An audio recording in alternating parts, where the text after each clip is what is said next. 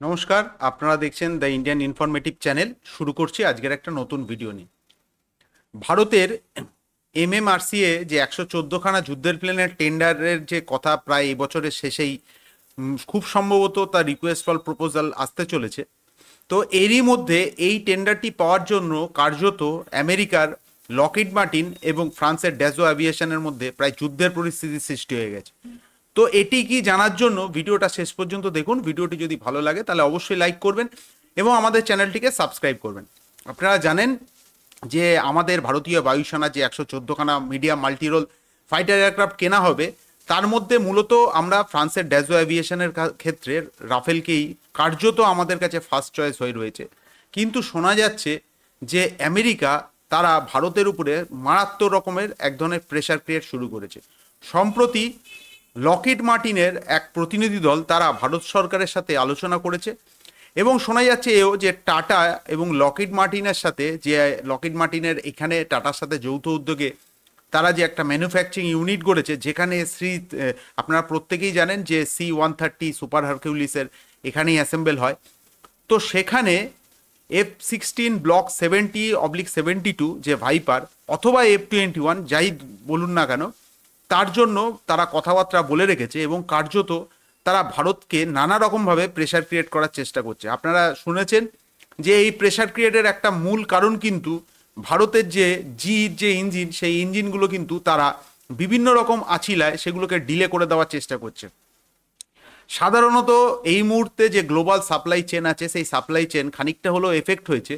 কিন্তু আপনারা জানলে অবাক হবেন যে এই GE-404 ইঞ্জিন কিন্তু সাউথ কোরিয়াকে আমেরিকা ডেলিভারি দিচ্ছে, কিন্তু অথচ ভারতকে তারা ঠিক টাইমে ডেলিভারি করছে না এবং দিনের পর দিন তারা এই নিয়ে একটা আছিলা প্রয়োগ করছে যে তাদের নাকি গ্লোবাল সাপ্লাই চেনের সমস্যা সৃষ্টি হয়েছে।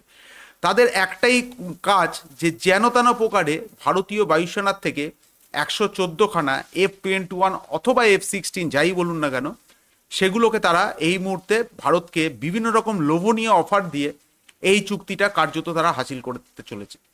আর আপনারা জানেন যে আমরা বিগত ২-৩টে আগের ভিডিওতে বলেছি যে ফ্রান্স কেন হঠাৎ করে সমগ্র এইসব টেকনোলজি ট্রান্সফার থেকে শুরু করে ভারতকে রাফেল ভারতেই প্রোডাকশন করবে, নানা রকম এমআরও ফেসিলিটি সৃষ্টি করছে, এমআরও ফেসিলিটি তৈরি করছে। তো এইগুলো একটা বড় কারণ হচ্ছে হঠাৎ করে ফ্রান্স ও ভারতকে এতটা টেকনোলজি ট্রান্সফার করতে উৎসুক হয়ে উঠলো। এবং আপনারা শুনেছেন যে ফ্রান্স ভারতকে যে অ্যামকার যে 5th জেনারেশনের ইঞ্জিন, সেই ইঞ্জিনও কার্যত ভারতকে বলেছে তারা ফুল IPR রাইটস দিয়ে দেবে। তো এর পেছনে আমরা বুঝতে পারছিলাম না যে হঠাৎ করে ফ্রান্সের মতন দেশ এতটা টেকনোলজি ট্রান্সফার করছে ভারতকে। তো এই কারণটা বোঝা যাচ্ছে যে যে যা পারছে এই সুযোগে ভারতের এই ১১৪খানা যুদ্ধের প্লেন এই ডিলটা নেওয়ার জন্য একদম সর্বোচ্চ পর্যায়ে কিন্তু তারা বিভিন্ন রকম অফার দিচ্ছে। কিন্তু এই অফারটা আদৌ কি তারা পরবর্তী ক্ষেত্রে এই অফারটা দেবে বা একবার চুক্তি হয়ে যাওয়ার পর তারা সেখান থেকে পিছু হটবে না, এরকম কোনো নিশ্চয়তা কিন্তু আমরা লাস্ট 10 বছরে ফ্রান্সের থেকে অন্তত দেখিনি। এখন এখানেই সব থেকে বড় প্রশ্ন যে সম্প্রতি ভারতীয় বায়ুসেনা প্রধান, আপনারা জানেন যে সম্প্রতি ভারতের নতুন বায়ুসেনা প্রধান হয়েছেন যে AP সিং, তিনি একটি সাংবাদিক সম্মেলনে খুব গুরুত্বপূর্ণ কথা বলেছেন। কথাটা হচ্ছে যে যেহেতু তারা বিভিন্ন রকম টেকনোলজি ট্রান্সফার করতে রাজি আছে, বিশেষ করে ডাজো অ্যাভিয়েশন এবং লকহিড মার্টিন, এই সুযোগে ভারতও তাদের কাজটা খেলে দিতে চাইছে। কীরকম? সম্প্রতি তিনি একটি প্রেস কনফারেন্সে, আপনারা জানেন যে ভারতীয় বায়ুসেনা দিবসের প্রাক্কালে একটা প্রেস কনফারেন্স হয়, সেখানে তিনি একটা কথা বলেছেন যে এই যে ১১৪খানা MRF এর যে যুদ্ধের প্লেন আমরা কিনবো, তার থেকে আমরা সোর্স কোড কিন্তু চাইতে পারি। অর্থাৎ আমাদের প্রথম যে চাহিদা থাকবে সেটা হচ্ছে সোর্স কোড নেওয়া। এখন সোর্স কোডটা কি? দেখুন, এই সুযোগে যদি সোর্স কোড পাওয়া যায়, বিশেষ করে ড্যাজো অ্যাভিয়েশন বা রাফালের ক্ষেত্রে, সেক্ষেত্রে আগামী দিনে আমাদের আর ফ্রান্সের মুখোমুখি হয়ে থাকতে হবে না। আপনারা জানেন যে একটা মিড লাইফ যে আপগ্রেডেশন হয় যে কোনো যুদ্ধের প্লেনে, এখন এই যুদ্ধের প্লেনের আপগ্রেডেশন করতে গেলে যেটা দরকার সেটা হচ্ছে সোর্স কোড।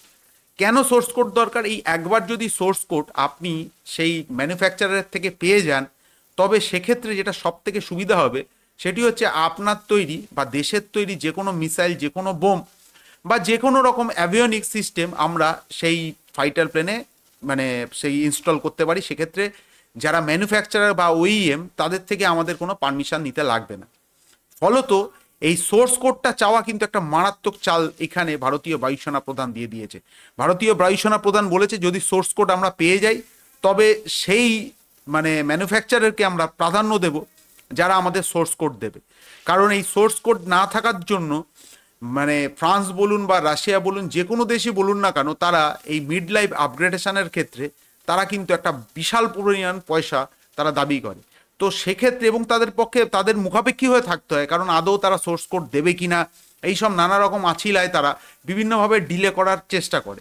তো ভারতীয় বায়ুসেনা প্রধান যে মারাত্মক চালটি চেলেছেন, তিনি বলেছেন যে সোর্স কোড যদি না পাই তবে আমরা সেই যুদ্ধের প্লেন নেব কিনা, সেটা রাফেলই হোক আর যতই উন্নত যুদ্ধের প্লেন হোক না কেন আমরা ভেবে দেখব। তো এক্ষেত্রে ফ্রান্স এবং লকহিড মার্টিন অর্থাৎ ড্যাজো এভিয়েশন এবং আমেরিকার লকহিড মার্টিন কতটা ভারতকে এই সোর্স কোড দিতে রাজি হয় সেটা আমরা অপেক্ষায় থাকব। তো আগামী দিনে এরকম ভিডিও আপনাদের সামনে আরও নিয়ে আসবো। আজকের ভিডিওটা এখানেই শেষ করছি। ভিডিওটা কেমন লাগলো আপনারা অবশ্যই কমেন্টস করে জানাবেন, কারণ কমেন্টসের মাধ্যমে যদি পরবর্তী ক্ষেত্রে নতুন কোনো ভিডিও আপনারা চান সেই ভিডিও আমি আপনাদের সামনে নিয়ে আসবো। তো আজকের ভিডিওটা এখানেই শেষ করছি। ভিডিওটি শেষ পর্যন্ত দেখার জন্য ধন্যবাদ। জয় হিন্দ।